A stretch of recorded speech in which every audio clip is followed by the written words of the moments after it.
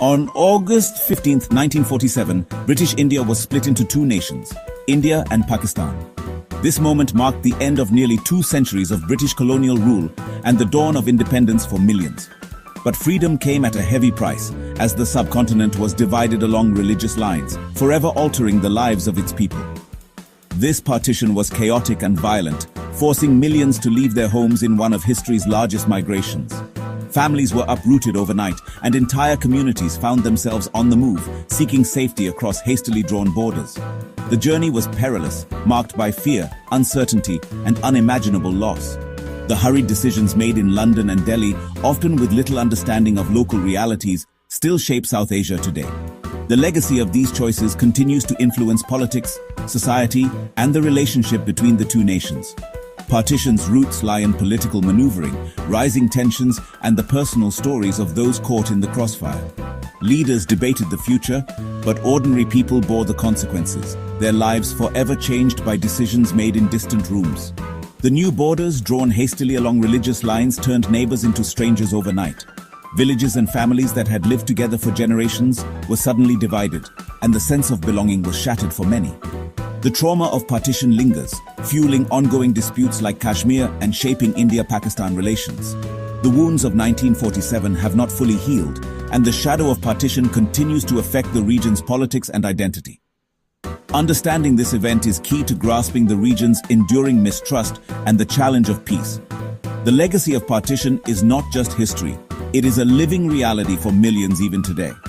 The scars of 1947 remind us that history's choices echo for generations, shaping destinies and reminding us of the importance of empathy, remembrance, and reconciliation.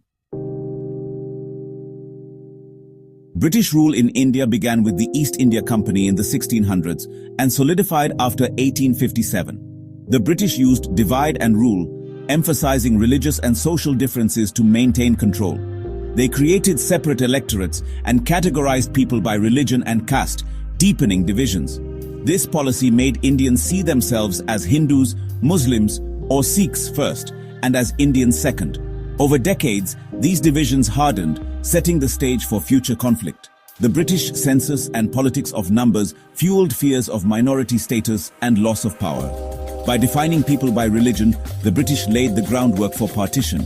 The seeds of division were sown long before independence. Indian nationalism grew steadily under British rule, as people from all walks of life began to dream of freedom and self-governance. This movement was led by the Indian National Congress, which emerged as the principal organization fighting for independence. Although Congress initially welcomed members from all communities, over time it became dominated by Hindu leaders, leading many Muslim leaders to fear that their voices would be drowned out in a future independent India.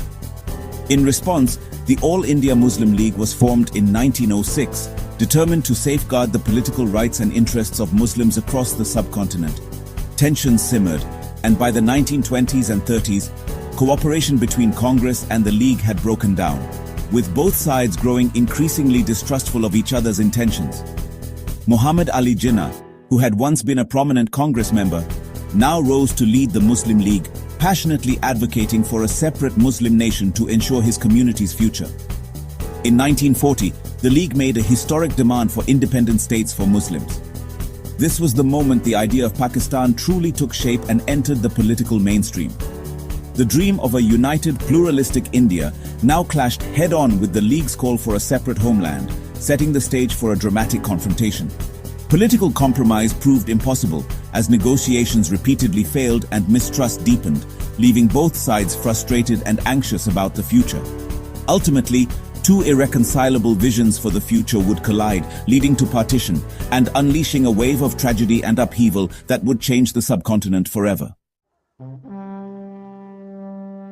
World War II left Britain weakened and unable to maintain its empire.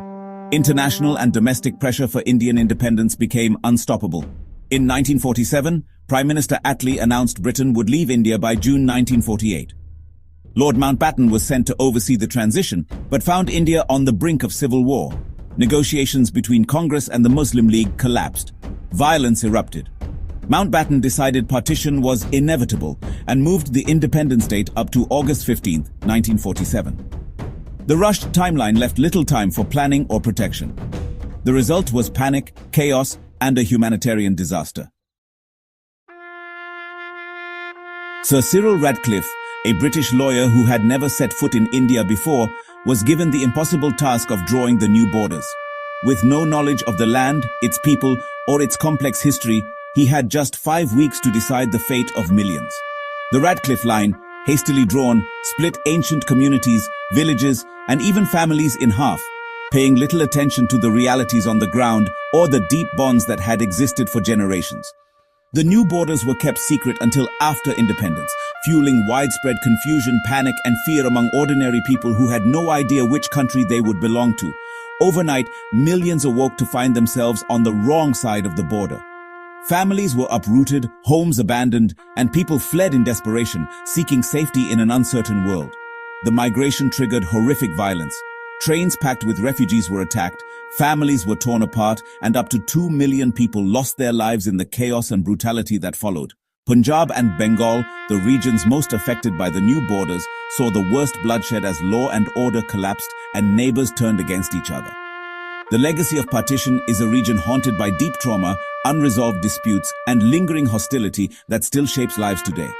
The Kashmir conflict, born from the chaos of partition, remains a dangerous flashpoint between India and Pakistan, threatening peace in the region.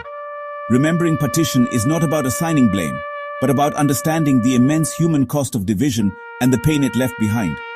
Only by learning from this shared tragedy and honoring the memories of those who suffered can South Asia hope for a more peaceful and united future.